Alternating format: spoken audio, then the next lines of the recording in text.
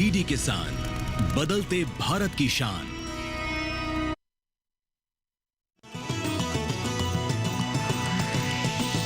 DD किसान, बदलते भारत की शान।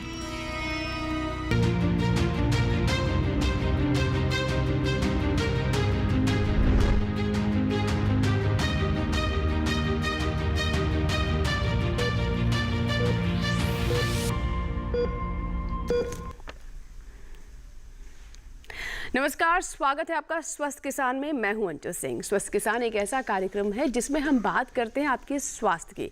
जी हाँ, अपने स्वास्थ्य पर ध्यान देना बहुत आवश्यक है, क्योंकि जब तक आप स्वस्थ नहीं रहेंगे तब तक आप जिंदगी के सभी रंगों का आनंद भी नहीं उठा सकते। इसीलिए हमारा मकसद होता है कि हम आपको जागरूक बनाएं, आप अपनी सेहत की तरफ ज़्यादा ध्यान दें, जागरूक रहें और स्वस्थ रहें।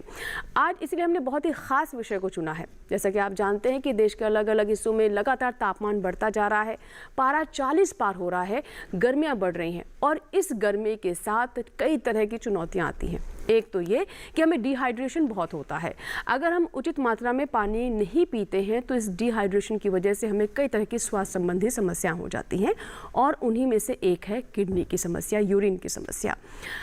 कई बार कम पानी पीने की वजह से और कई और ऐसे फैक्टर्स हैं जिन पर हम ध्यान नहीं देते हैं, किडनी स्टोन जैसी समस्या हो जाती है और ये कई बार कई गंभीर रूप में हमारे सामने आती है। इसलिए बहुत आवश्यक है कि आप अपने किडनी की सेहत को लेकर सजग रहें। लेकिन ऐसे में आपको करना क्या होगा, कैसे आप इस गर्मी की चुनौती को सही तरीके से झेल जाएंगे या फिर इसे पार कर पाएंगे, यही आज हम आपको बताने का प्रयास करेंगे। तो आज के कार्यक्रम की शुरुआत करते हैं। सबसे पहले नजर डालते हैं आज के विषय पर। तो जैसा कि मैंने आपको बताया, हम बात करेंगे गर्मियों में किडनी की समस्याएं और निदान के बारे में। और अगर इस विषय से जुड़े हुए अगर आपके कोई भी सवाल है तो आप हमें ये सवाल बता सकते हैं, ईमेल कर सकते हैं, हमारे टोल फ्री नंबर पर कॉल कर सकते हैं और अपने सवाल हम तक पहुंचा सकते हैं। हमारा टोल फ्री नंबर नोट कर लें, 1800-113060। दूसरा नंबर है 1800-113061, टोल फ्री, यानी इस पर आपका कोई शुल्क नहीं लगेगा। तो फ़ोन उठाएं, हमारा नंबर मिलाएं और अपनी समस्याओं को हम तक पहुँचाएँ, क्योंकि जैसा कि आप जानते हैं स्वस्थ किसान एक ऐसा कार्यक्रम है जिसमें देश के जाने माने विशेषज्ञ हमारे साथ होते हैं आपकी समस्याओं का समाधान करने के लिए। इसके साथ ही आप चाहे तो हमें ईमेल भी कर सकते हैं। हमारा ईमेल आईडी नोट कर लें, swasthkisanlive2024@gmail.com। ये हमारा ईमेल आईडी है जिस पर आप हमें मेल भी कर सकते हैं। यहाँ पर आपको ये भी बताते चले कि चाहे वो आपकी कॉल हो या फिर आपका ईमेल हो, सभी सवालों को लाइव इस 1 घंटे के दौरान हम शामिल करेंगे। तो आज जो हमारे विशेष मेहमान हैं जिनसे हम आज के विषय को बेहतर तरीके से समझने का प्रयास करेंगे, आपकी आशंकाओं को दूर करेंगे, आपके लाइव सवालों को लेंगे, तो चलिए उनसे हम आपको ये मुलाकात करवा देते हैं। हमारे साथ डॉक्टर मनोज कुमार है, एडिशनल प्रोफेसर यूरोलॉजी विभाग, एम्स दिल्ली से। सर बहुत बहुत स्वागत है आपका कार्यक्रम में। और डॉक्टर सौरभ शर्मा है, असिस्टेंट प्रोफेसर, नेफ्रोलॉजी विभाग, VMMC एवं सफदरजंग अस्पताल दिल्ली से। नमस्कार। तो एम्स से और सफदरजंग अस्पताल से हमारे साथ विशेषज्ञ हैं, बहुत ही जाने माने इंस्टीट्यूट से आप जानते हैं और बहुत ही ख़ास मेहमान हैं। तो ये जो 1 घंटा है पूरी तरीके से आपकी सेहत के लिए डेडिकेटेड होता है, तो अपने सवालों के साथ तैयार रहें। तो जैसा कि आप विषय समझ चुके हैं, गर्मियों का मौसम है, बहुत पसीना आता है। इस पसीने के साथ ही कई तरह के मिनरल्स हमारे शरीर से घट जाते हैं और पानी की कमी से और भी समस्या हो जाती है, किडनी पर दबाव बनता है। इसीलिए सबसे पहले इस विषय को समझ लेते हैं और देखते हैं रिपोर्ट।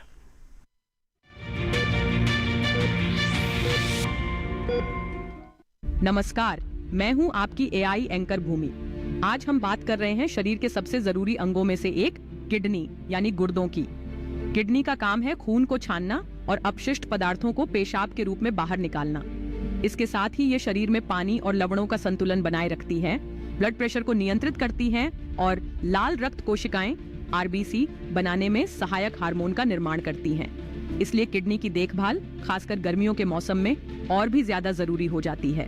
गर्मियों में शरीर से पसीने के जरिए पानी की कमी यानी डिहाइड्रेशन हो जाती है। इस कारण पेशाब गाढ़ा हो जाता है और उसमें मौजूद खनिज और लवण क्रिस्टल में बदलने लगते हैं, जिन्हें हम पत्थरी या किडनी स्टोन कहते हैं। ये पत्थरियां बाद में यूरेटर में फंस सकती हैं, जिससे तेज दर्द और संक्रमण की संभावना बढ़ जाती है। अगर इस मौसम में किडनी को स्वस्थ रखना है तो सबसे जरूरी है हाइड्रेट रहना। दिन भर भरपूर मात्रा में सादा पानी पीते रहें। साथ ही नमक का सेवन सीमित करें, क्योंकि ज्यादा नमक स्टोन बनने की संभावना बढ़ाता है। कैल्शियम और ऑक्सलेट युक्त संतुलित आहार लें और नियमित व्यायाम करें। ये किडनी को स्वस्थ रखने के आसान और असरदार तरीके हैं। गर्मियों में यूरिनरी ट्रैक्ट इन्फेक्शन और किडनी फेलियर का खतरा भी बढ़ जाता है। खासकर जिन लोगों को डायबिटीज या हाई ब्लड प्रेशर है, उन्हें किडनी की खास देखभाल करनी चाहिए।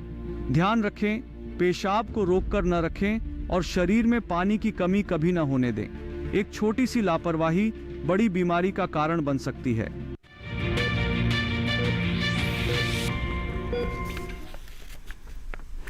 तो देखा आपने कि एक छोटी सी लापरवाही बड़ी बीमारी का कारण बन सकती है, और ये लापरवाही इतनी छोटी भी हो सकती है कि आप पेशाब को रोक कर रख रहे हैं या फिर आप पानी नहीं पी रहे हैं। और इसे और विस्तार से हम समझने का प्रयास करते हैं आज के विषय को।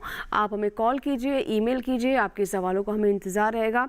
तो सर, शुरुआत करते हैं बहुत ही सामान्य सवाल के साथ कि गर्मियों में किडनियों का विशेष ध्यान रखने के लिए हमें क्या करना चाहिए, ये कितना महत्वपूर्ण है? जो सुनने में बड़ा सामान्य लगता है कि हाँ खूब पानी पीजिए, हम अक्सर ये सुनते हैं, लेकिन ये कितना महत्वपूर्ण है? जी देखिए, जैसे बताया गया है कि किडनी का काम, मेन काम है फ़िल्टर करना। वो क्या करते हैं, ब्लड को फ़िल्टर करते हैं। उसके अलावा उससे क्या होता है कि जितना भी ब्लड में वेस्ट प्रोडक्ट्स होता है वो यूरिन के फॉर्म में बाहर आ जाता है। तो अगर सबसे पहला डाउट आता है तो उसके लिए क्या किया जाए? पानी सब लोग बोलते हैं ज़्यादा पिए या कम पिए। तो ज़्यादा पीना है तो कितना पीना है? तो कहा जाता है कि दिन में कम से कम 2.5 से 3 लीटर पानी आपको पीना है, जिससे करीब 1500-1600 ml यूरिन, 1 से 1.5 लीटर यूरिन आपको आए। तो इससे क्या होगा, जो किडनी में है जितने भी सॉल्ट्स होंगे वो कंसनट्रेट नहीं होंगे। ये सारा जो हमारा थ्योरी है, सुपर सैचुरेशन थ्योरी के उस बेसिस पे काम करता है। अगर आप समझिए कि पानी आप कम पिएंगे तो यूरिन गाढ़ा होगा, इससे जो क्रिस्टल्स होंगे वो आपस में मिलकर स्टोन का फॉर्मेशन ले सकते हैं। लेकिन अगर आप पानी का इंटेक अच्छा रखेंगे तो वही क्रिस्टल्स यूरिन के फॉर्म में अपने आप ही फ्लश आउट हो जाएंगे। जी। तो सबसे ज़रूरी जो बात की जाती है वो पानी का इंटेक है। दूसरा, नमक कम लेना है। तीसरा, आपको सॉल्ट जो कैल्शियम है, कैल्शियम का इंटेक लेना है। लोगों में एक मिथ होता है कि जो स्टोन्स होते हैं कैल्शियम के फॉर्म में बने हैं, वाइट होते हैं, तो इसलिए कैल्शियम ना लिया जाए, बट ऐसे नहीं होता। तो ये लोगों में बहुत बड़ा मिथ होता है। आपको कैल्शियम का इंटेक लेना ही लेना है in the forms of milk और डेयरी प्रोडक्ट्स। जी जी, बिल्कुल। तो कुछ मिथ्स जो हैं उन्हें भी हम दूर करने का प्रयास करेंगे। डॉक्टर सौरभ, मैं आपसे जानना चाहूँगी, क्योंकि हम गर्मियों में बात कर रहे हैं कि किडनी की समस्या कैसी कैसी हो सकती है, और कई बार हम इसे समझ नहीं पाते हैं कि ये जो हम महसूस कर रहे हैं या फिर जो समस्या आ रही है, ये शरीर में पानी कम होने की वजह से, यानी जिसे हम डिहाइड्रेशन कहें। ये डिहाइड्रेशन क्या होता है, और ख़ास तौर पर जो हमारे किसान खुले में रहते हैं, खेतों में काम करते हैं, उनके लिए तो और भी ज़्यादा महत्वपूर्ण हो जाता है। जी, ये बहुत अच्छा आपने क्वेश्चन पूछा कि किसान भाइयों को ये पता रहना ज़रूरी है कि डिहाइड्रेशन कब हो रहा है, क्यों हो रहा है, और उसके क्या क्या सिम्टम्स या कहें कि क्या क्या पहचान है।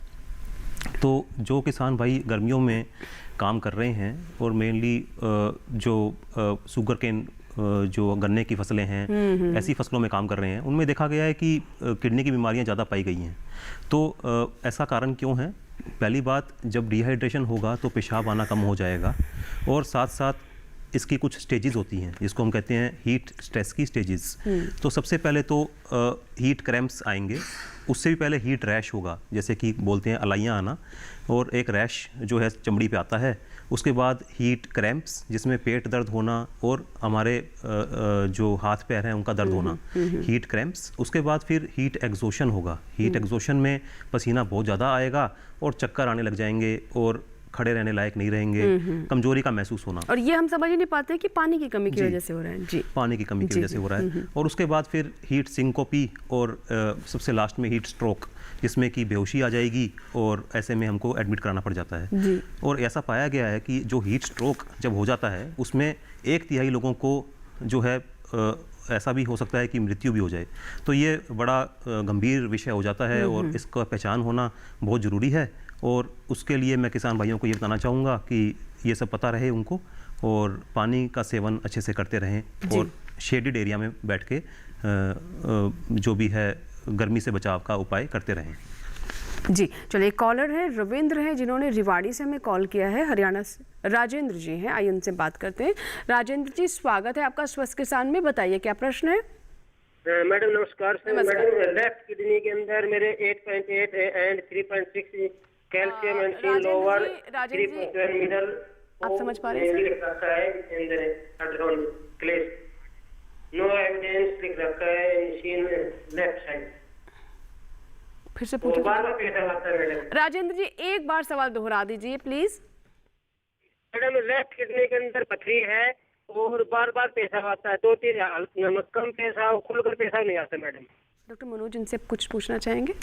हाँ जी, ये जो आपकी एज कितनी है, हाँ जी, आपकी राजेंद्र आपकी जी। उम्र कितनी है अभी? पथरी है मैडम, बार बार पेशाब आता नहीं, है। आपकी उम्र कितनी है अभी? एज? हेलो, राजेंद्र जी, आपकी उम्र कितनी है? एज कितनी है? उम्र 45 45। अच्छा, देखिए ऐसा है कि जैसे आपने बताया अल्ट्रासाउंड में करीब 8 mm की पथरी है, तो नॉर्मली देखा जाता है 6 से 7 mm की छोटी पथरी पेशाब के रास्ते अपने आप फ्लश आउट हो जाती है। तो बस करना क्या होता है, आपको पानी का इंटेक अच्छा रखना होता है। लेकिन अगर पथरी किसी वजह से, किसी रुकावट की वजह से पथरी अपनी जगह पे बढ़ रही है, तब उस केस में हमें वेरियस विधि होती है जिस तरीके से पथरी को निकाला जाता है। जैसे एक विधि ये है, होता है लिथोट्रिप्सी। उसमें क्या होता है कि पथरी को अपनी जगह पे ही शॉक वेव से या जो किरणों से छोटा कर दिया जाता है, फिर वो चूरा बनकर पेशाब के रास्ते अपने आप निकल जाती है। तो आपका जो बार बार पेशाब आने का रीज़न एक होता है कि स्टोन की वजह से किडनी में इन्फेक्शन का रिस्क होता है, जिसकी वजह से यूटीआई होता है और ये सिम्टम्स हो सकते हैं। जी ठीक है सर, इस पर मैं और विस्तार से आपसे जानना चाहूँगी, आगे आएंगे इस पर कि किडनी में स्टोन होने पर हमें क्या करना चाहिए, किस किस तरीके से इसे ट्रीट किया जा सकता है, किन किन परिस्थितियों में ये स्टोन की समस्या होती है। लेकिन उससे पहले कॉलर है नंद स्वरूप मिश्रा हैं, जिन्होंने उत्तर प्रदेश के बाराबंकी से हमें फ़ोन लगाया है। आइए उनसे बात करते हैं। नंद स्वरूप जी, स्वागत है आपका स्वस्थ के सामने, बताइए क्या। जी नमस्कार। मेरा नाम नंद स्वरूप मिश्रा है, बाराबंकी। जी, मैं जानना चाहता हूँ कि किडनी को स्वस्थ रखने के लिए जो हमारा साफ पानी है, उबला हुआ पानी है या कपड़े से छाना हुआ पानी है, ये कितना हमें फायदा पहुंचाता है। दूसरी चीज, बहुत लोग जो जूस लेते हैं, गन्ने का जूस लेते हैं, नाना प्रकार के बहुत लोग शराब पीते हैं, तो ये जो पेय पदार्थ लेते हैं, इसमें कौन से ऐसे पेय पदार्थ हैं जो हमारी किडनी को नुकसान पहुंचाते हैं? जी, बहुत अच्छा सवाल आपने पूछा। सो डॉक्टर सौरभ, मैं जानना चाहूँगी कि जैसे इनका कहना है कि किन किन चीज़ों के भोजन में किन किन चीज़ों के सेवन को हमें अवॉइड करना चाहिए, और कुछ पेय पदार्थों का भी इन्होंने जिक्र किया, और भी सवाल थे इनके। जी नंद स्वरूप जी, सबसे पहले तो मैं बताना चाहूँगा कि क्या क्या हमें परहेज रखना है खाने में। तो नमक का सेवन कम करना है, जैसा कि अभी वीडियो में भी चला था, नमक का सेवन कम से कम करें, व्यायाम नियमित रूप से करें, और जो फल सब्जियां हैं वो ज़्यादा से ज़्यादा हम खाने में लें, तो ये बहुत ज़रूरी है। और ऐसी चीज़ें ना लें, तली चिकनाई वाली चीज़ें, ऐसी चीज़ों का परहेज करें। गर्मियों में इनका परहेज बहुत ज़रूरी हो जाता है। अब आते हैं हम बात पेय पदार्थ की। तो पेय पदार्थ को हम दो तरीके से देख सकते हैं। एक तो कि पानी जो है, पानी की मात्रा ज़्यादा करनी है, और जो आप कह रहे थे गन्ने का जूस, तो गन्ने का जूस अगर हम एकदम गर्मी से बाहर से आए हैं और आते ही हम गन्ने का जूस पी रहे हैं और पहले पसीना बहुत बहा चुके हैं, तो वो हमारे लिए सेहत के लिए अच्छा नहीं है। ऐसी बहुत सारी स्टडीज़ हुई हैं, ऐसी बहुत सारी रिसर्च हुई हैं जिसमें पाया गया है कि गन्ने का जूस गर्मियों में पानी के बजाय गन्ने का जूस से अपनी प्यास बुझाना, वो हमारे किडनी को नुकसान पहुंचा सकता है। और ये देखा गया है कि CKD-U करके बीमारी होती है, मतलब ये भी एक मिथ है। कई बार हम सोचते हैं कि हम गन्ने का जूस पी रहे हैं, वो भी लिक्विड है जी, हाँ, तो ये भी नुकसान पहुंचा सकता है। और दूसरी बात आती है बीवरेज हाइड्रेशन इंडेक्स, BHI। तो कौन सा पेय पदार्थ हमको ज़्यादा हाइड्रेट कर पा रहा है, वो देखना भी बहुत ज़रूरी है। तो ये जूस वगैरह जो हैं ये अच्छे से हाइड्रेट नहीं कर पा रहे हैं। अगर हम नॉर्मल पानी, ORS का पानी, ये सब लेंगे तो ये हमारा हाइड्रेशन अच्छा रखेगी और किडनी भी स्वस्थ रहेंगी। जी सर, ये मैं आपसे जानना चाहूँगी आगे कि पेय पदार्थ जो हम कहते हैं कि आपको ज़्यादा से ज़्यादा लिक्विड लेना चाहिए, उसमें भी किन किन चीज़ों को हम माने कि ये लिक्विड है और हमारी बॉडी को हाइड्रेट करेंगे, जो क्योंकि हम बहुत तरह की चीज़ें देखते हैं बाजार में उपलब्ध हैं। लेकिन उससे पहले कॉलर है राकेश, जिन्होंने शिमला से मैं कॉल किया, ये बात करते हैं। राकेश जी, स्वागत है स्वस्थ के सामने, बताइए क्या सवाल है। जी नमस्कार डॉक्टर साहब को मेरा नमस्कार। जी नमस्कार सर। तो मेरा एक प्रश्न है डॉक्टर साहब से, जो हमारी किडनी है उसको स्वस्थ रखने के लिए हमें कौन से प्रावधान करने चाहिए, और सबसे पहले किडनी के लिए हमें पानी कितनी मात्रा में हमें लेना चाहिए? ठीक है, बहुत सवाल है और विषय अभी हम आज इसी पे विस्तार से बात कर रहे हैं, तो सर क्या कहना चाहेंगे? देखिए, जैसे ये चीज़ अभी बताई गई है कि पानी का जो इंटेक होता है 2.5 से 3 लीटर पीना ही पीना है, जिससे कि यूरिन आपको 1.5 लीटर के आसपास आए। तो उससे क्या होता है कि जितने भी किडनी में मिनरल्स होते हैं वो क्रिस्टल्स फॉर्म नहीं करेंगे और स्टोन फॉर्मेशन के चांसेस कम होते हैं। तो जैसे आपने पानी का इंटेक पूछा, तो ये कुल मिलाकर नॉर्मल पानी प्लस इसके साथ में अगर कोई भी लिक्विड चीज़ है वो कुल मिलाकर 3 लीटर के आसपास लेना है। गर्मी है तो आप थोड़ा सा और एक्स्ट्रा ले सकते हैं, 3.5-4 लीटर ले सकते हैं। डिपेंड करता है, जैसे हमारे किसान भाई है अगर वो बाहर धूप में काम कर रहे हैं तो 4-4.5 लीटर तक भी पी सकते हैं। लेकिन अगर आप ऑफिस में एसी में बैठ कर काम कर रहे हैं तो 2.5 लीटर भी सफिशिएंट होता है। अच्छा सर, इससे पहले जो मैंने भी कहा था और जैसे इससे जुड़ा सवाल भी इनका है, हम बहुत सारी चीज़ों का सेवन करते हैं गर्मियों में जो सोचते हैं कि इससे हमें फ़ायदा हो रहा हो, जैसे छाछ है, लस्सी है, एरेटेड ड्रिंक्स भी हैं, इसके अलावा नींबू पानी है, नारियल पानी है, ये सब क्या हमें हाइड्रेट करते हैं? हाँ, जैसे मैंने बताया कि ये बिल्कुल जो ये पेय पदार्थ और पानी, ये टोटल मिलाकर इनका जो कॉम्बिनेशन है अप्रॉक्सीमेटली 3 लीटर के आसपास पहुंचना चाहिए। तो जैसे आपने नींबू पानी की बात की, स्पेसिफिकली हमें जो हाई सिट्रस फ्रूट लेंगे, चाहे संतरा हो या नींबू पानी हो, वो स्टोन फॉर्मेशन को प्रिवेंट करता है। जी ठीक है सर, चलिए इसी के साथ ही हमें यहाँ पर एक छोटा सा ब्रेक लेना होगा और ब्रेक के बाद जब वापस आएंगे तो हम ये भी जानेंगे कि गर्मियों में हमें यूटीआई यानी जो यूरिन इन्फेक्शन है, किडनी के इन्फेक्शंस हैं, ये ज़्यादा क्यों होते हैं और इन्हें बचने के लिए, इन्हें प्रिवेंट करने के लिए हमें क्या करना चाहिए, किस तरीके से हम अपनी किडनी को स्वस्थ रख सकते हैं। और ये गर्मियाँ जो काफ़ी आपको पता है कि बहुत हार्श होती हैं, इसमें आपको कैसे बचकर निकलना है, ये हम जानेंगे छोटे से ब्रेक के बाद।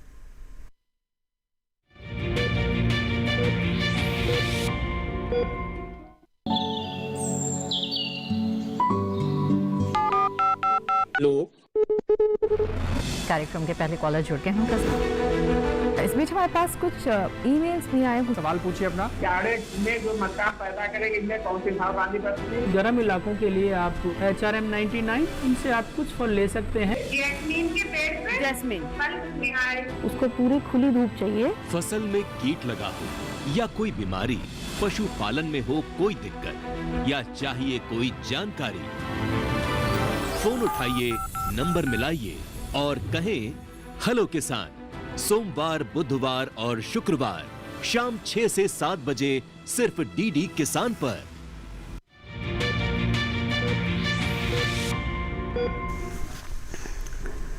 ब्रेक के बाद एक बार फिर आपका स्वागत है। आप देख रहे हैं स्वस्थ किसान और आज हम बहुत ही महत्वपूर्ण विषय पर बात कर रहे हैं। गर्मियां हैं और गर्मियों के इस मौसम में हम सभी जानते हैं कि हमें बहुत ज़्यादा धूप में, बहुत गर्मी में बाहर नहीं निकलना चाहिए और इसके पीछे वजह यही होती है कि हमें डिहाइड्रेशन ना हो जाए।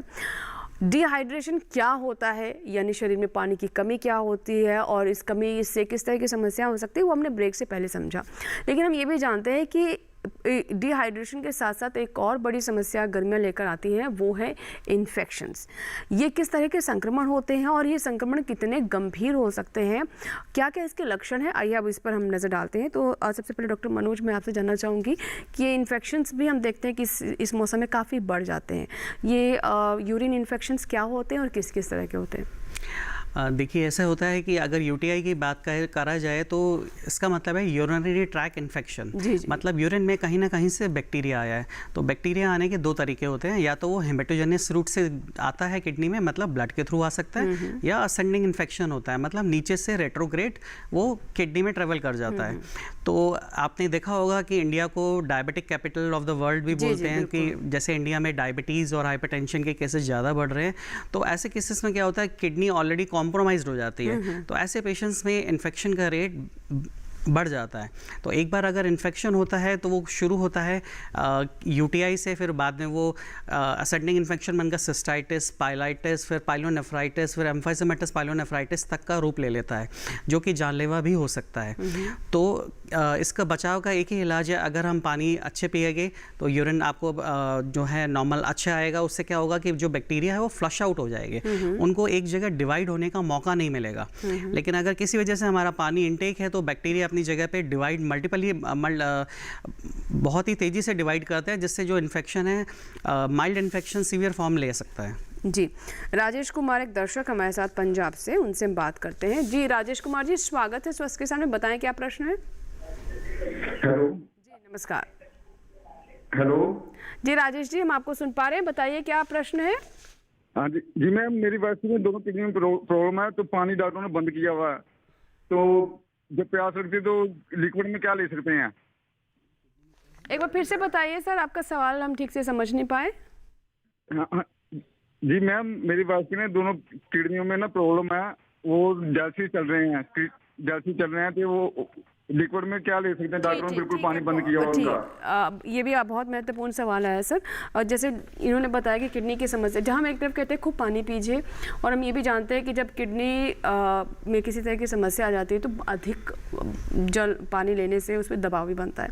इनको भी इसी तरह की समस्या डायलिसिस पर भी है, तो इस तरह के मरीजों के लिए क्या सलाह है? जी मैं बताना चाहूँगा आपको राजेश जी, अगर आपको किडनी की समस्या जो है उसकी स्टेज आखिरी स्टेज पे पहुंच चुकी है, जो कि किडनी में पथरी के कारण हुई थी, उसको कहते हैं हम ऑब्स्ट्रक्टिव नेफ्रोपैथी। अगर ये हुआ है और आप स्टेज 5 पे हैं, जिसमें किडनी इस स्थिति में पहुंच चुकी है कि काम बहुत कम कर पा रही हैं और आपको डायलिसिस का सहारा लेना पड़ रहा है, तो ऐसे में जितना भी पानी आप पिएंगे उसको किडनी बाहर निकाल पाएगी, ये संभव नहीं है किडनियों के लिए। तो वो सारा पानी आपको फिर डायलिसिस में ही अल्ट्रा फिल्ट्रेशन के तौर पे बाहर निकालना पड़ेगा, और ऐसा आपके डॉक्टर साहब भी बोलते होंगे आपको, आपके डायलिसिस टेक्नीशियन भी आपको बताते होंगे। तो आपका जो 2 डायलिसिस के बीच में जितना वज़न बढ़ रहा है वो कितना रह पा रहा है, ये जानना ज़रूरी है। तो मैं पहले तो ये जानना चाहूँगा कि कितना वज़न आपका 2 डायलिसिस के बीच में रह रहा है। आप राजेश जी हमारे साथ अभी हैं फ़ोन लाइन पर? नहीं शायद। अच्छा, तो मान लीजिए मैं उदाहरण के तौर पे कहता हूँ कि 1.5 से 2 किलो का वजन आपका बढ़ता है, तो इतना एक्स्ट्रा पानी शरीर के अंदर वो रिटेन हो रहा है। तो ये ज़रूरी है कि आप डायलिसिस जो करा रहे हैं, अगर वो हफ्ते में 2 बार करा रहे हैं तो उसको हफ्ते में 3 बार कराएं, अगर वज़न ज़्यादा बढ़ रहा है। और दूसरी बात, पानी की जो मात्रा है उसको कम ही रखें। अगर आपको पेशाब अच्छे से आ रहा है, मान लो पेशाब आपको 1-1.5 लीटर 2 लीटर आ जाता है, तो जितना पेशाब आ रहा है 24 घंटे में उतना पानी आप पी सकते हैं। और अगर पेशाब कम आता है और आपको दवाइयों का सहारा लेना पड़ रहा है पेशाब लाने के लिए, और 2 डायलिसिस के बीच में आपका वजन बढ़ रहा है, तो फिर आपको पानी की मात्रा पे थोड़ा नियंत्रण की ज़रूरत है, और उतना ही पानी पिएं जितना ये भी जानना चाह रहे थे कि क्या कुछ और भी पी सकते हैं, मतलब पानी के अलावा? तो पानी के अलावा आप चाय पीते हैं या फिर लस्सी पीते हैं, दूध, छाछ, दही, लस्सी, जितना भी चीज़ें हैं वो सब पेय पदार्थ में ही आएगा। और मान लीजिए आपने एक आधा लीटर की बोतल ले रखी है, तो जितना आप चाय पीते हैं तो वो आधा लीटर की बोतल में से उतनी चाय निकाल दीजिए। आप मान लीजिए एक दही पी रहे हैं तो 1 कटोरी दही, तो 1 कटोरी पानी उसमें से निकाल दीजिए, तो आपको पता रहेगा कि कितना आप पेय पदार्थ टोटल ले पा रहे हैं। तो ऐसा करने से आपके लिए एक मात्रा पे ध्यान रख पाना मतलब पानी आप अलग मत सोचिए, ये उसी का ही मतलब आपको मात्रा उतनी ही रखनी है जी, ताकि आपकी किडनी पर अतिरिक्त दबाव ना पड़े।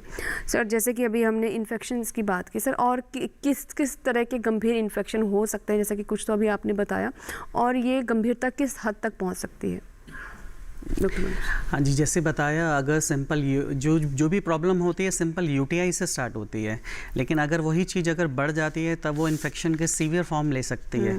तो जैसे अगर हम किडनी की बात की जाए तो इन्फेक्शन जो है पाइलाइटिस से शुरू होता है, उसके बाद वो अगर किडनी से बाहर निकल जाए तो वो पाइलोनेफ्राइटिस हो जाता है, और उसके बाद बाहर अगर किडनी में किसी वजह से ब्लॉकेज है तो फिर एब्सेस बनने के भी चांस हो सकते हैं, किडनी में पस भी पड़ सकता है। तो ये मतलब अगर आप समझे तो ये बहुत ही सीवियर फॉर्म होती है। इसमें जो पेशेंट की कंडीशन काफ़ी ख़राब होती है, उसको इवन एमरजेंसी में लाकर हमें सर्जिकली पस को कभी कभी ड्रेन भी करना पड़ता है।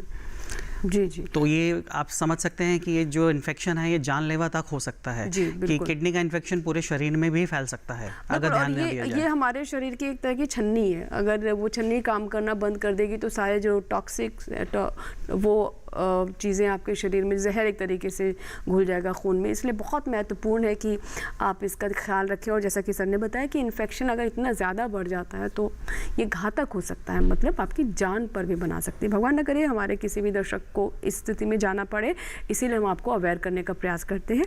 एक दर्शक है राजेश है, जिन्होंने मध्य प्रदेश से हमें कॉल किया है। आइए बात करते हैं। राजेश जी सुन पा रहे हैं मुझे? राजेश जी मुझे सुन पा रहे हैं आप?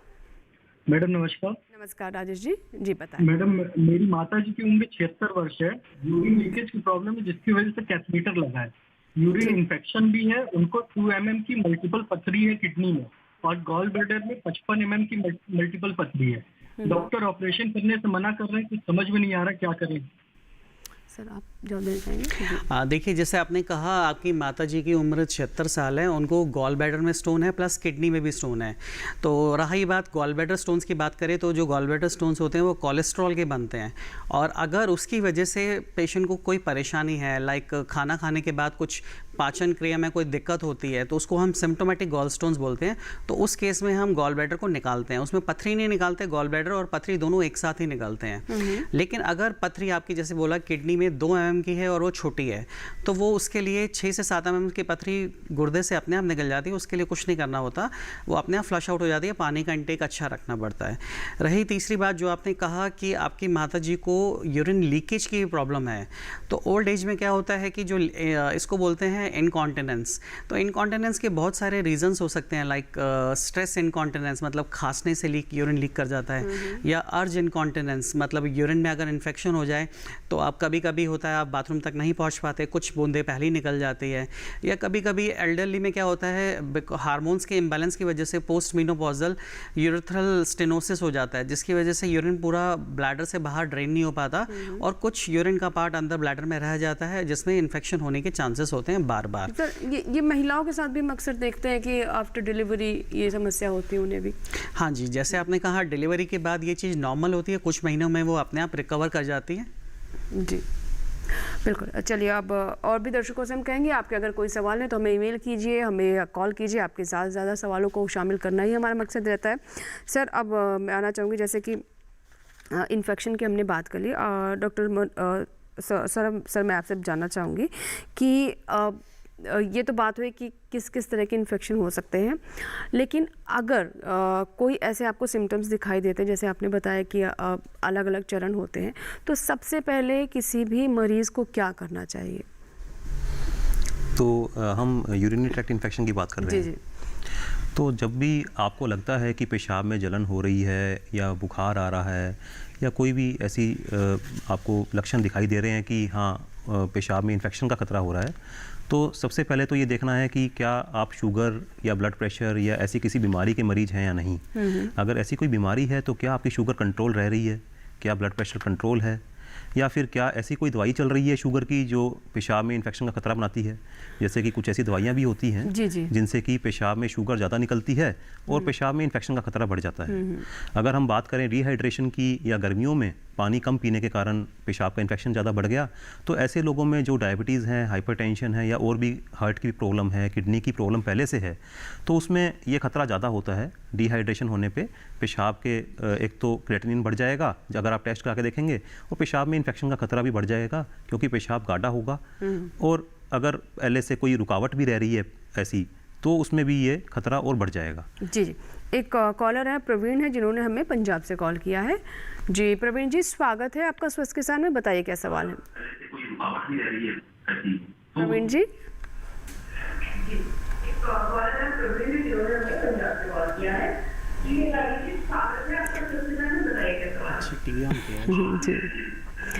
प्रवीण जी टेलीविजन को म्यूट कर दीजिए पहले।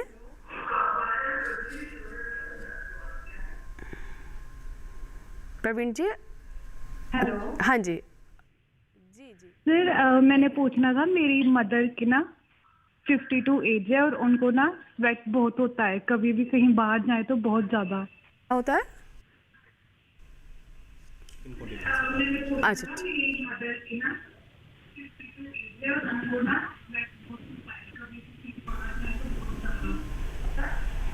पसीना बहुत आता है। अच्छा पसीना बहुत आता है।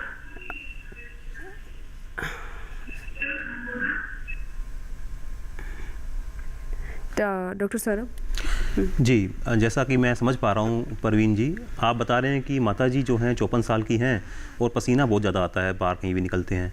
तो ऐसे में पहली बात, जैसा मैंने पहले भी बताया, क्या कोई ऐसी बीमारी है जो पहले से माता जी को है। दूसरा जैसे कि हार्ट की प्रॉब्लम होना।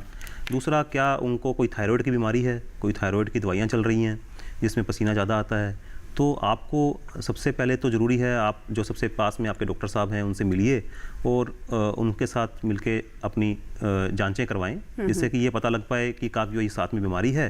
थायराइड की बीमारियों में ज़्यादातर पसीना ज़्यादा आना ऐसे लक्षण पाए जाते हैं और हो सकता है कि ये नॉर्मल भी हो, क्योंकि शरीर जो है अपने आप को इस तरीके से रखता है कि पसीना ज़्यादा ला के टेम्परेचर को कंट्रोल करना, इसको हम थर्मो रेगुलेशन बोलते हैं। तो ऐसी प्रक्रिया शरीर खुद नॉर्मल रखने के लिए शरीर को करता है, तो घबराने की ज़रूरत हो सकता है ना भी हो। जी जी बिल्कुल ठीक है सर। हर किसी के शरीर का अपना तालमेल बैठाने का तरीका होता है, लेकिन अगर समस्या बढ़े तो आप जैसा कि हमारे गेस्ट ने भी कहा कि किसी विशेषज्ञ से ज़रूर कंसल्ट करें।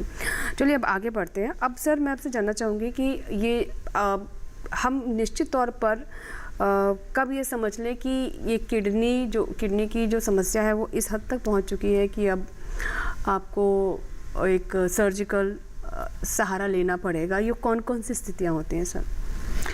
देखिए, अगर किडनी की कुछ भी परेशानी है वो बिना टेस्टों के या बिना निदान के पॉसिबल नहीं है। तो अगर किसी भी पेशेंट को प्रॉब्लम अगर परसिस्ट कर रही है, अगर 1 या 2 दिन की प्रॉब्लम है तो कोई फ़र्क नहीं पड़ता। अगर कोई प्रॉब्लम परसिस्ट कर रही है लंबे समय के लिए, 2 हफ्ते, 3 हफ्ते, महीने, तो उसके लिए टेस्ट सबसे ज़रूरी है। तो टेस्ट में अगर पूछा जाए तो क्या क्या कराया जाए, तो नॉर्मल सबसे ज़रूरी टेस्ट है अपना यूरिन का, अगर normal routine examination plus culture.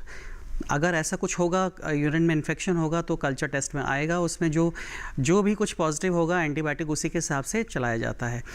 दूसरा, आप अपना normal blood test, CBC kidney function test बोला जाता है, जो कराए, उससे हमें बेसिक होता है ब्लड यूरिया और सीरम क्रिएटिनिन, इसकी जानकारी मिलती है।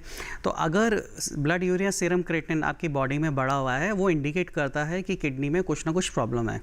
तो उसको कंफर्म करने के लिए फिर डॉक्टर आपको अल्ट्रासाउंड एडवाइस करता है।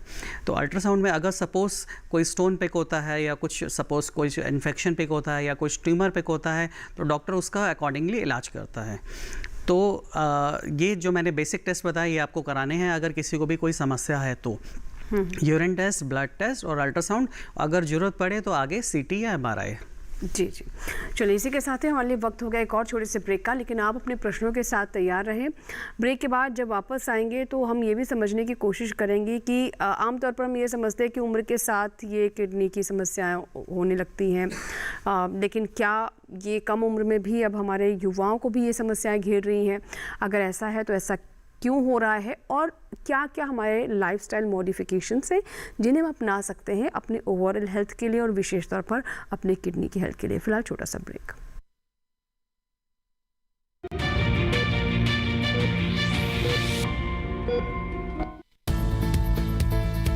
किस फसल की क्या है चाल, किस मंडी का क्या है हाल, उतरते चढ़ते भाव का असर, आयात निर्यात का क्या है असर,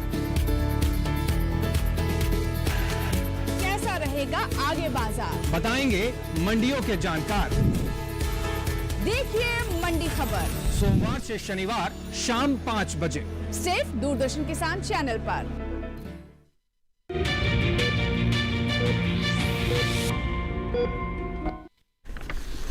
ब्रेक के बाद एक बार फिर आपका स्वागत है। अगर अभी आप स्वस्थ किसान कार्यक्रम के साथ जुड़ रहे हैं तो आज का विषय आपके लिए दोहरा देते हैं।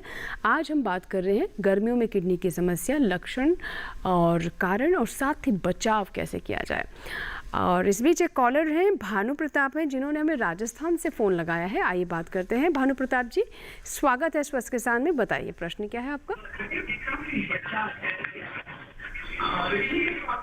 भानु प्रताप जी, और हमारे अन्य दर्शकों से भी अनुरोध है कि जब भी आप हमें कॉल करें टेलीविज़न को म्यूट कर दें, फ़ोन पर अपनी बात पूरी कीजिए। जवाब सुनने के लिए वापस आप आवाज़ कर सकते हैं, इससे ना हमें असुविधा होगी ना आपका भी समय व्यर्थ होगा। मेरी माता जी की उम्र 45 वर्ष है। हेलो, मेरी माता जी की उम्र 45 वर्ष है। हेलो, मेरी माता जी की उम्र 45 वर्ष है और वो थायराइड की 15 साल से पेशेंट है और उनको बीपी भी हाई है, जो कि हमें अभी पता चला है, 1-2 महीने पहले पता चला है। और उनकी जो किडनी है ना, उसका साइज है ना जो छोटा होता जा रहा है। जब हमने कलर डॉपलर और सोनोग्राफी करवाई ना, उसमें जो किडनी का साइड है ना वो छोटा दिखता जा रहा है। अब लेफ्ट किडनी का, बाकी राइट किडनी नॉर्मल है, लेफ्ट किडनी का साइज छोटा दिखता जा रहा है, और जो डॉक्टर है वो सिर्फ इतने से कह रहा है कि मतलब है ना मैम सिर्फ बीपी की गोली खाओ, मतलब बीपी को कम करते जाओ। जी डॉक्टर मनोज, जैसे कह रहे हैं किडनी श्रिंक हो रही है, क्या ऐसा होता है और किन परिस्थितियों में होता है? हाँ देखिए, किडनी आप ऐसे समझ सकते हैं एंड ऑर्गन है, तो अगर वो किसी वजह से डैमेज हो गई तो उसको हम रिकवर नहीं कर सकते, हम उसका बचाव कर सकते हैं। तो जैसे इन्होंने कहा कि इनकी माताजी को ब्लड प्रेशर की बीमारी अभी कुछ महीने पहले ही पता लगी है, लेकिन ये हो सकता है ब्लड प्रेशर कुछ सालों से हो और उसकी वजह से अंदर ही अंदर किडनी को धीरे धीरे डैमेज हो रहा हो। तो लेकिन जितना डैमेज हो गया, जैसे इन्होंने बोला एक किडनी बहुत छोटी हो गई है, तो उसको हम रिवर्स नहीं कर सकते। तो अब हमारा आगे एम ये रहेगा कि जितनी किडनी बची हुई है, जितने नेफ्रॉन्स बचे हुए हैं, उनको प्रोटेक्ट करना, और उसका इलाज यही है कि ब्लड प्रेशर को प्रॉपर्ली कंट्रोल किया जाए। और जैसे उन्होंने बताया कि ऑलरेडी वो थायराइड की भी मरीज है, तो थायराइड भी कंट्रोल किया जाए। तो बहुत सारी चीज़ें हम रिवर्स नहीं कर सकते, आगे बचाव कर सकते हैं। जी जी बिल्कुल। और सर हम कई बार ये सोचते हैं कि इन सब चीज़ों को अलग अलग करके देखते हैं कि हाँ ठीक है शुगर की बीमारी है, यानी आपको डायबिटीज़, आपको शुगर बढ़ा है, हार्ट की बीमारी है मतलब आपको बीपी है, और किडनी की समस्या अलग है, लेकिन ये सभी एक दूसरे से इंटरलिंक्ड है, इनका प्रभाव आपके शरीर के हर अंग पर पड़ता है और किडनी भी उन्हीं में से एक है। सर अब मैं आपसे ये जानना चाहूँगी कि कई बार हम ये भी देखते हैं कि पेशेंट्स को यूरिन में लालपन आता है, ये कितना ख़तरनाक है और ये किस तरफ इशारा करता है? यूरिन में ब्लड आना उसको कभी भी हल्के में नहीं लेना चाहिए। तो ये दो तरीके का होता है, एक होता है माइक्रोस्कोपिक हेमेचूरिया, जो कि सिर्फ हम जब यूरिन का टेस्ट कराते हैं उसी में नज़र आता है, और एक दूसरा होता है मैक्रोस्कोपिक हेमेचूरिया, कि उसमें जो पेशेंट को नज़र आ रहा है। तो इसके अगर हमें कारण गिनाए जाए तो सबसे पहला जो कॉमनेस्ट कारण होता है यूटीआई, कि मतलब यूरिन में इन्फेक्शन हो गया है, तो उस कारण की वजह से भी यूरिन में ब्लड आ सकता है। लेकिन इन्फेक्शन एंटीबायोटिक लेने के बाद सेटल हो जाता है। कभी कभी अगर उसके बाद भी अगर आपको यूरिन में बार बार ब्लड आ रहा है तो उसके लिए हमें फर्दर टेस्ट करके देखना पड़ता है। जैसे जो नेक्स्ट कॉमनेस्ट कॉज है वो स्टोन है। स्टोन की वजह से भी किडनी में रुकावट बनती है और पेशाब में खून आ सकता है। और तीसरा कॉमनेस्ट जो अगर आप कॉज की बात किया जाए वो होता है कि कभी कभी किडनी में ट्यूमर बन जाता है, जिसकी वजह से भी यूरिन में ब्लड आता है। तो अगर आप पूछे तो तीनों में कैसे डिफरेंशिएट कर सकते हैं, तो अगर जो ट्यूमर की जो ब्लीडिंग होती है उसमें पेशेंट को पेन नहीं होता, वो यूरिन में सिर्फ ब्लड आता रहता है, लेकिन पेशेंट को कोई दिक्कत नहीं होती। अगर वो पेशेंट से अगर हम पूछें तो बोलता है कि सब बस यूरिन में कभी कभी ब्लड आता है, फिर रुक जाता है, फिर पेशेंट ध्यान देना बंद कर जाता है, फिर 1 महीने के बाद दोबारा आता है। वो इस तरीके से उसको हम बोलते हैं पेनलेस हेमेचूरिया। तो वो ट्यूमर की साइड इंडिकेट करता है, तो वो चाहे किडनी का ट्यूमर हो, यूरेटर का हो या ब्लैडर का हो। और बाकी अगर स्टोन और यूटीआई की वजह से अगर ब्लड में यूरिन में ब्लड आता है तो वो इन्फेक्शन और स्टोन इंडिकेट करता है। जी संदीप एक दर्शक हमारे साथ गाजियाबाद से आए, बात करते हैं। संदीप जी बताएं क्या सवाल है? संदीप जी मुझे सुन पा रहे हैं आप?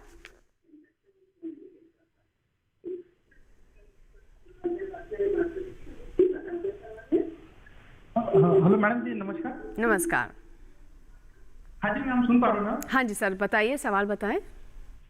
मैडम जी मेरे को यूरिन का प्रॉब्लम होता है, और यूरिन पास नहीं होता है, और यूरिन भी रुक रुक के होता है, उससे दर्द होता है मैम, यूरिन का प्रॉब्लम होता है। उम्र कितनी है आपकी?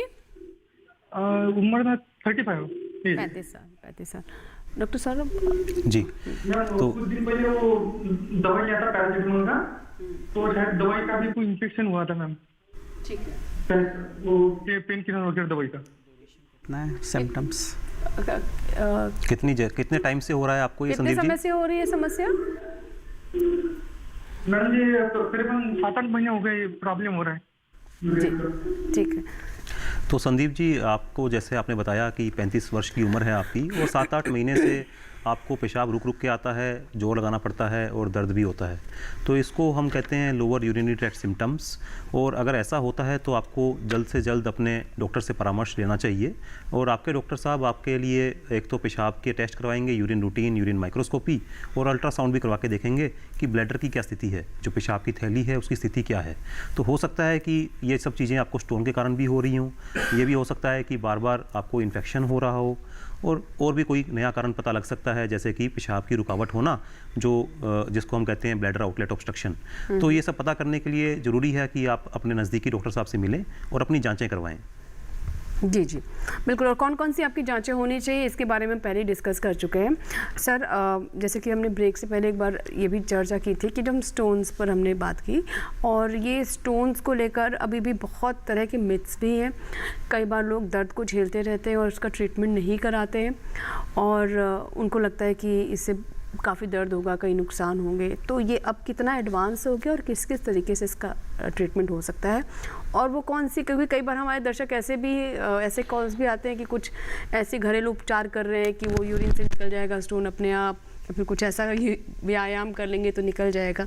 तो क्या कहना चाहेंगे इसके बारे में? हाँ देखिए, जैसे बताया गया है कि स्टोन का जो है लोकेशन के ऊपर डिपेंड करता है कि स्टोन लोकेशन मतलब किडनी में है, यूरेटर में है, ब्लैडर में है। तो तीनों का ट्रीटमेंट अलग अलग है। प्लस नेक्स्ट है उसका साइज़। थर्ड है कि उसकी स्टोन की वजह से किडनी में साथ में सूजन तो डेवलप नहीं हो गई है।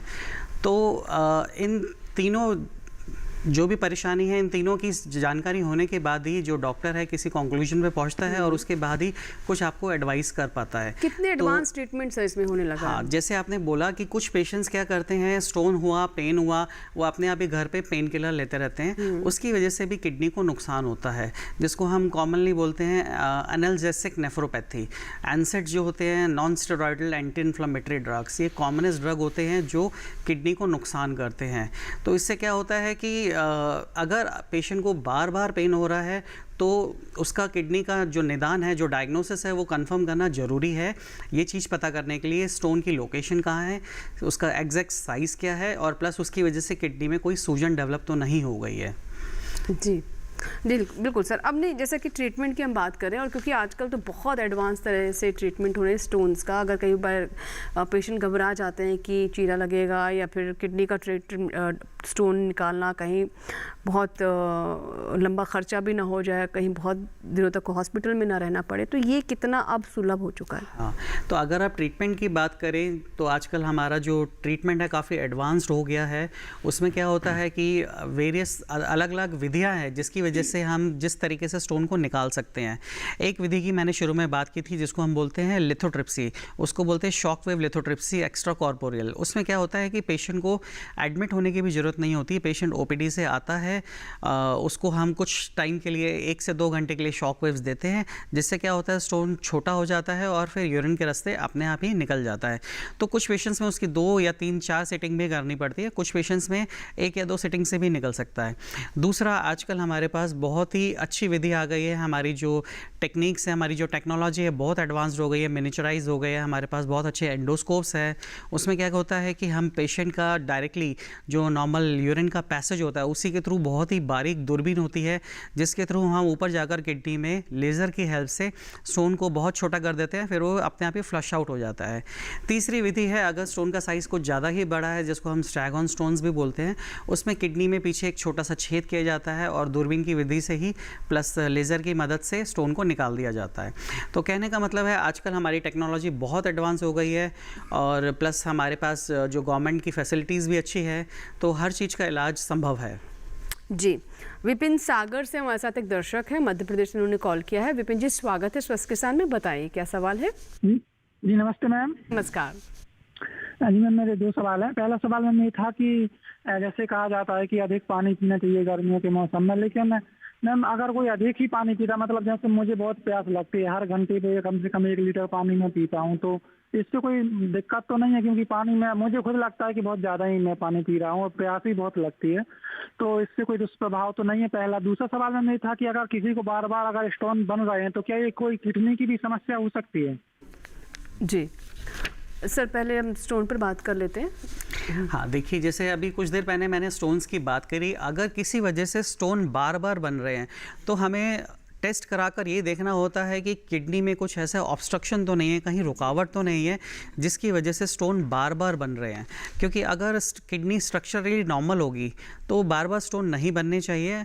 अगर आपका जो ड्रिंक हैबिट्स है, खाने की हैबिट्स है, सब अच्छे से है, तो इसलिए अल्ट्रासाउंड कराकर कंफर्म करना होगा कि किडनी में कोई रुकावट तो नहीं है बार बार स्टोन बनने के लिए। दूसरा, जैसे आपने पूछा क्वेश्चन, आपको पानी कितना पीना चाहिए, तो देखिए जैसा ऐसा है कि किडनी किडनी है वो हमारा जो है ऑटो रेगुलेट करती है पानी के इंटेक को। अगर आप पानी ज़्यादा पिएंगे तो यूरिन की मात्रा ज़्यादा आएगी, तो आप वो मतलब आप वेस्ट हो रहा है, कहने का मतलब है उस आपकी बॉडी को रिक्वायरमेंट अगर 3 लीटर की है और अगर आप 6 लीटर पानी पी रहे हैं तो 3 लीटर यूरिन की फॉर्म में अपने आप एक्सक्रीट आउट हो जाएगा।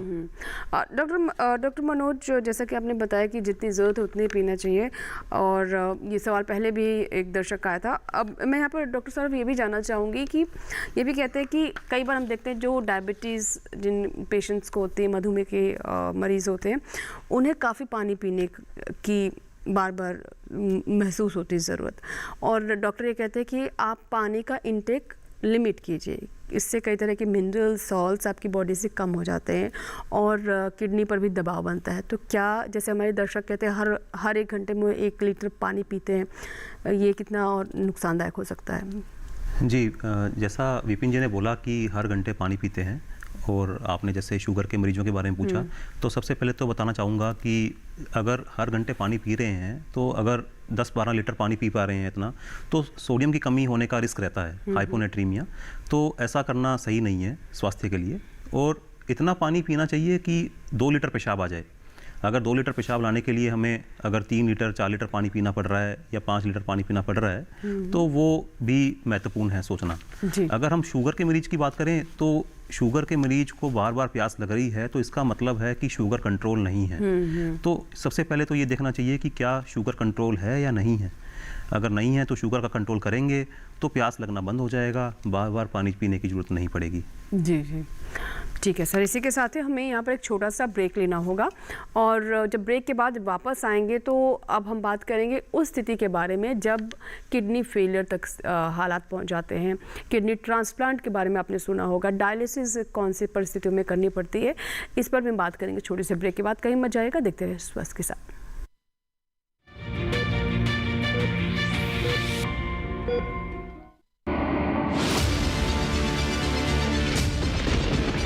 बारिश हो या हो तूफान, ओलावृष्टि या तापमान, या हो पर्यटक स्थलों का पूर्वानुमान, पाला हो या कोहरा हो, या हो वायु की गुणवत्ता, सबकी सटीक जानकारी, सबका सटीक विश्लेषण। देखिए हमारे साथ मौसम खबर में।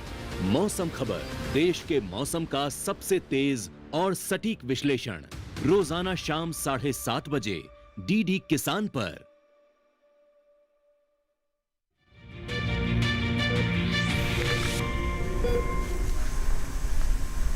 ब्रेक के बाद एक बार फिर आपका स्वागत है। आप देख रहे हैं स्वस्थ किसान, और आइए अब बातचीत को आगे बढ़ाते हैं। और सर, जैसे कि ब्रेक से पहले मैंने कहा कि हम अक्सर सुनते हैं कि किडनी को ट्रांसप्लांट करने की आवश्यकता महसूस हो रही है। हालांकि इसके बहुत सारे प्रोटोकॉल्स हैं, मेडिकल प्रोटोकॉल्स हैं, इतना आसान नहीं होता है। कब ये करने की आवश्यकता महसूस होती है, और ये इसके पीछे इनके साथ साथ कौन कौन से मेडिकल प्रोटोकॉल्स भी हैं सर? डॉक्टर मनोज। देखिए, जैसे बताया गया था कि किडनी एंड ऑर्गन है, एक बार अगर ये डैमेज हो जाए तो वापस नहीं आती। तो कहने का मतलब है, तो हमारे पास क्या ऑप्शंस हैं? तो हमारे पास पहला ऑप्शन है, अगर किडनी ख़राब हो जाए तो मतलब ब्लड फ़िल्टर कैसे होगा? तो अगर ब्लड किडनी फ़िल्टर नहीं करे तो हमें मशीन द्वारा फ़िल्टर किया जाता है ब्लड को, जिस प्रक्रिया को बोलते हैं डायलिसिस। तो उसमें क्या होता है कि मरीज को का जो ब्लड है डायलिसिस मशीन के थ्रू फ़िल्टर किया जाता है, जिससे कि बॉडी में जितने भी एक्स्ट्रा हार्मफुल प्रोडक्ट्स हैं वो फ़िल्टर आउट हो जाते हैं। तो बट ये वाली जो प्रक्रिया है पेशेंट को हफ्ते में 2 से 3 बार करानी पड़ती है। तो फिर हमें देखना पड़ता है कि पेशेंट की एज कितनी है, उसके बाद आगे कितना लाइफ बचा हुआ है। सपोज़ अगर हमारे पास कोई यंग पेशेंट है, 20 साल में, 30 साल में, 40 साल में आया हुआ है, तो हम एक्सपेक्ट करते हैं कि उसकी normal life expectancy 60 to 70 years होगी। तो उसको हम दूसरी मॉडलिटीज़ बताते हैं, क्योंकि जो हफ्ते में 3 बार डायलिसिस करना पेशेंट के लिए भी पॉसिबल नहीं है और काफ़ी खर्चीला भी होता है। तो दूसरा एक डायलिसिस होता है जिसको हम हम पानी वाला डायलिसिस बोलते हैं, उसको हम CAPT बोलते हैं, कॉन्टिन्यूस एम्बुलेटरी पेरिटोनियल डायलिसिस, और तीसरा होता है ट्रांसप्लांट। अगर तीनों में से बात की जाए तो ट्रांसप्लांट सबसे बेस्ट होता है यंग एज में। इससे क्या होता है कि पेशेंट अगर उसमें ट्रांसप्लांट में क्या होता है, दोनों किडनी तो पेशेंट की बॉडी में रहती है, प्लस एक किडनी जो है पेशेंट के किसी परिवार वालों को, रिश्तेदार को सेम ब्लड ग्रुप की पेशेंट को देनी होती है, जिसको हम सर्जिकली उस पेशेंट के अंदर ट्रांसप्लांट करते हैं। तो उससे क्या होता है कि पेशेंट की बॉडी में 2 अपनी किडनी होती है प्लस एक एक्स्ट्रा किडनी लग जाती है, जिससे पेशेंट अपना नॉर्मल लाइफ निकाल सकता है। तो यंग एज में हम ट्रांसप्लांट ही एडवाइस करते हैं, बट हमारे पास ये 3 मॉडलिटीज़ है। जी, बाबूलाल जी एक दर्शक राजस्थान से आए सवाल लेते हैं। बाबूलाल जी स्वागत है आपका, बताइए क्या सवाल है। हाँ जी नमस्कार। नमस्कार जी, मेरी मिसेज है, उसकी उम्र 50 वर्ष है। ठीक है, बताइए क्या सवाल है। हाँ जी, मेरी मिसेज की उम्र 50 साल है और उनको रात में 3 बार पेशाब करने उठना पड़ता है। ठीक है, ये भी एक सर बहुत ही आम समस्या है जी। उनको रात को पेशाब की तकलीफ है।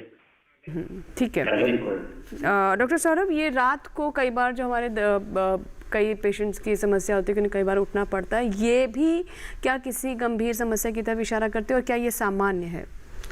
जैसे जैसे हमारी एज बढ़ती है तो प्रोस्टेट की प्रॉब्लम के कारण हो सकता है रात को बार बार पेशाब जाना पड़े, पर अगर हमारी उम्र 50 साल से कम है और बार बार पेशाब हम रात को जा रहे हैं तो ये सबसे पहला लक्षण है किडनी की समस्या का। क्योंकि किडनी की समस्या में हमारे जो किडनीज हैं पेशाब को कंसंट्रेट नहीं कर पाती, और कंसंट्रेट ना कर पाने के कारण जो रात को हम पेशाब कंसंट्रेट करके हमको उठना नहीं पड़ता है सामान्य तौर पे, तो किडनी की समस्या में हमको बार बार जाना पड़ता है, और ये पहला लक्षण किसी किडनी समस्या का हो सकता है। और हमें अपने किडनी के टेस्ट, जैसा मनोज सर ने बताया, क्रिएटिनिन, यूरिया, यूरिन एनालिसिस, ये कराना चाहिए। जी जी, ठीक है सर। अब जैसे कि हमने ब्रेक से पहले बात की सर कि किस तरीके से इसका ट्रीटमेंट हो सकता है, और सर आपने भी बताया कि ट्रांसप्लांट कैसी स्थिति में किडनी का किया जाता है। अब मैं जानना चाहूँगी कि सर ये स्थिति पहुँचे ही ना, इसके लिए हमें किस तरीके का अपना लाइफस्टाइल होना चाहिए शुरुआत से ही, और जो हम एक इस पॉइंट को हमने नहीं टच किया कि क्या ये सिर्फ बुजुर्गों की समस्या है या फिर अब हमारे बच्चे और यंग एज युवाओं में भी हो रही है? जी, आपने बहुत अच्छा सवाल पूछा है।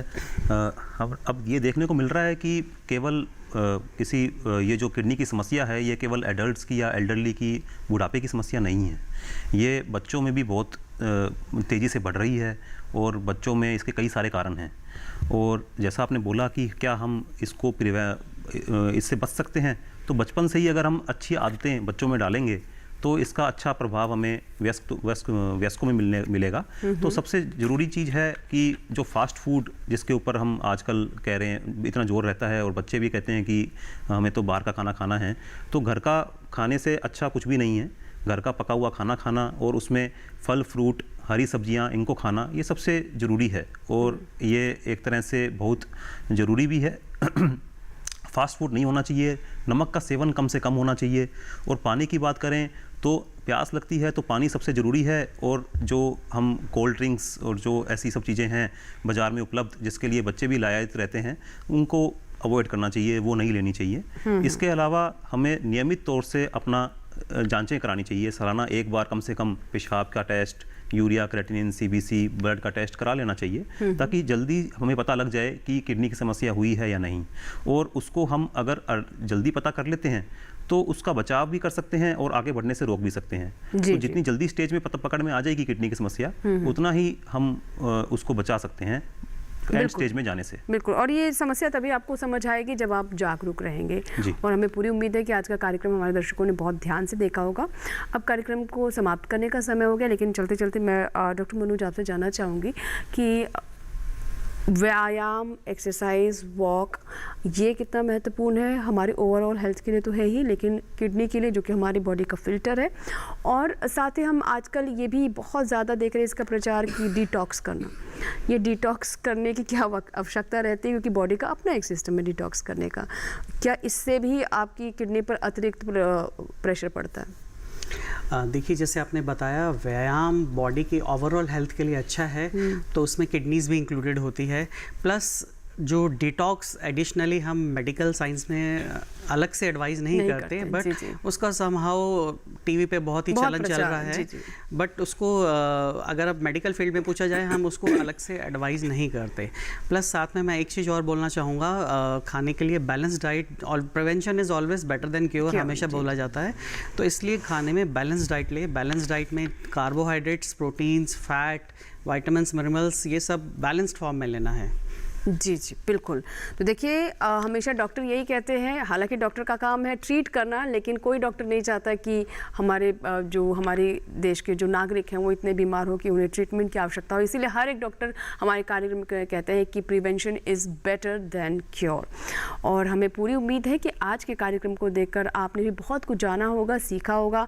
आप भी अपनी किडनी की सेहत के लिए जागरूक रहेंगे और अपनी इस आदत को और बेहतर करेंगे। अगर आदत नहीं है तो इसे आदत बना लीजिए कि अब समय समय पर आप पानी पीते रहें, अपने आप को हाइड्रेट रखें।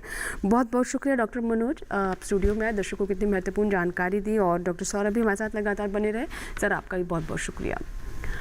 तो ये था हमारा आज का स्वस्थ किसान। हमें पूरी उम्मीद है कि आज का कार्यक्रम आपको पसंद आया होगा, लेकिन अगर आपके कोई सुझाव है या फिर आप चाहते हैं किसी और विषय पर भी हम स्वस्थ किसान लेकर आएँ जिस पर हम आपको विस्तार से जानकारी दें, विशेषज्ञ आपकी आशंकाओं को दूर करें, तो आप हमें इसकी जानकारी ईमेल करके भी दे सकते हैं।